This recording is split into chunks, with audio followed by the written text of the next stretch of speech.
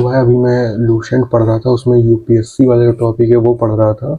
तो उसमें से मुझे कुछ काफ़ी इम्पोर्टेंट चीज़ लगी जो मुझे लगा आपको पता होनी चाहिए कि ये टॉपिक एग्ज़ाम में आ सकते हैं। तो वो भी मैं आपको बताता हूँ कौन कौन से हैं, और आप कमेंट में बताइएगा कि आपको कौन वाला ज़्यादा सही लगा कि हाँ ये वाला तो बिल्कुल पता होना ही चाहिए। तो बताता हूँ आपको कौन से हैं वो। काम चीज़ लगी वो ये है कि यहाँ पे दे रखा है कि चेयरमैन ऑफ यूपीएससी और chairman of state public service commission यानी पीसीएस, मतलब ये आगे जाके कोई भी और गवर्नमेंट जॉब कर ही नहीं सकते हैं। मतलब हम यहाँ पे आईएएस ऑफिसर या पीसीएस ऑफिसर की बात नहीं कर रहे हैं, चेयरमैन की बात कर रहे हैं। जो एक यूपीएससी का और पीएससी का चेयरमैन होता है, वो आगे जाके कोई भी ऐसी सरकारी नौकरी जो गवर्नमेंट ऑफ इंडिया या गवर्नमेंट ऑफ स्टेट यानी किसी भी राज्य जो इंडिया में आगे कोई भी सरकारी नौकरी कर ही नहीं सकते हैं चेयरमैन। हाँ, एक बार जो पीसीएस का चेयरमैन है वो जरूर एक बार यूपीएससी के चेयरमैन पे अपॉइंट किया जा सकता है, जो कि एक तरह से उसका प्रमोशन ही हो गया। लेकिन ये लोग और कोई जॉब नहीं कर सकते। ये इसका एक डिसेबिलिटी या डिसएडवांटेज जो कि यहाँ पे दे रखा है ना।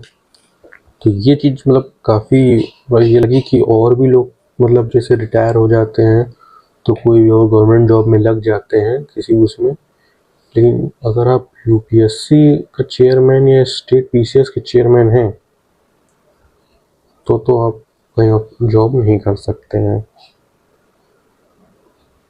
वो पता ही होंगी, जो लोग जैसे मेरी तरह पढ़ रहे हैं उनको वो चीज़ें तो पता ही होंगी थोड़ी बहुत, क्योंकि वो पब्लिक न्यूज़ जैसे कि ये कुछ चीज़ें दे रखी हैं कि जो अपॉइंटमेंट होती है एक यूनियन मतलब यूपीएससी की, वो एक प्रेसिडेंट के द्वारा करी जा सकती है, और जो एक पीएससी की अपॉइंटमेंट होती है वो गवर्नर द्वारा की जाती है ना। उसके बाद एक यूपीएससी मेंबर की रिटायरमेंट की जो एज होती है वो 65 ईयर होती है, और एक पीएससी की 62 ईयर होती है। ये चीज़ काम की है। और इसमें मुझे जो चीज़ यहाँ पे मिली वो चीज़ ये मिली कि अपॉइंटमेंट जैसे कि एक आईएएस ऑफिसर की प्रेसिडेंट के द्वारा और पीसीएस की गवर्नर के द्वारा। लेकिन यहाँ पे अगर आपको रिज़ाइन करना है, ये देखो यहाँ पे दे रखा है पॉइंट रिज़ाइन, तो अगर आप आईएएस ऑफिसर हैं तो आपको रिटर्न में लिख के देना पड़ेगा, और पीसीएस को भी रिटर्न में लिख के देना पड़ेगा अगर आपको रिज़ाइन करना है। लेकिन आईएएस को रिटर्न में प्रेसिडेंट को देना पड़ेगा और पीसीएस को गवर्नर को। हम लोग जैसे एप्लीकेशन लिखते हैं ना, जैसे कि मैं लिखता हूँ टू द ब्रांच मैनेजर या टू द ये ऐसे करके लिखते हैं, वैसे आपको to the president in case of IAS, और पीसीएस है तो टू द गवर्नर, ऐसा यहाँ पे दे रखा है designation.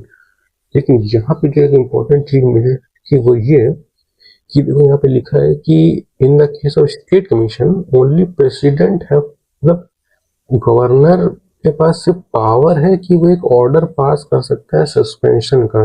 In the case of PCS है ना, पीसीएस के उसमें भी, लेकिन फुल पावर जो वो एक प्रेसिडेंट को ही है रिमूव करने का, चाहे वो एक आईएएस ऑफिसर या पीसीएस हो। पीसीएस देगा गवर्नर को, लेकिन गवर्नर के पास फुल पावर नहीं है, उसके पास ऑर्डर पास करने का ही, सस्पेंशन का ऑर्डर पास करने का ही पावर है। लेकिन मेन जो है वो प्रेसिडेंट ही है, यहाँ पे ऐसा दे रखा है। ये भी चीज़ काम की है। मतलब ये कुछ चीज़ें मुझे काम की लगी जब मैंने ये पब्लिक सर्विस कमीशन पढ़ा। तो आपको एक ऐसी चीज़ें बाकी यहाँ पे और दे रखी हैं, लेकिन ये कुछ चीज़ें मुझे काफ़ी काम की लगी कि हाँ अच्छा ये चीज़ें तो पता होनी चाहिए। तो आपको कैसी लगी ये चीज़ जरूर बताइएगा कमेंट में, और इसमें से कौन सी चीज़ ज़्यादा अच्छी लगी आपको वो बताइएगा।